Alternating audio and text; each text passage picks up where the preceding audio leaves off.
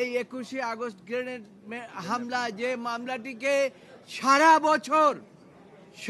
বছর আওয়ামী লীগ সরকার এটাকে ব্যবহার করেছে রাজনৈতিক উদ্দেশ্য প্রণোদিত ভাবে। তারা চেয়েছিল যে তারেক রহমানকে এই মামলা দিয়ে চিরজীবন তাকে বাইরে রাখবেন, এমনকি তাকে মৃত্যুদণ্ড দিতে চেয়েছিলেন, কিন্তু আদালত এরকম কোনো এভিডেন্স পায় নাই যে তারেক রহমানকে মৃত্যুদণ্ড দেবেন। যাই হোক, শেষ পর্যন্ত আপনার বাবরকে এবং পিন্টুকে, আব্দুল সালাম পিন্টুকে মৃত্যুদণ্ড দিয়েছিলেন।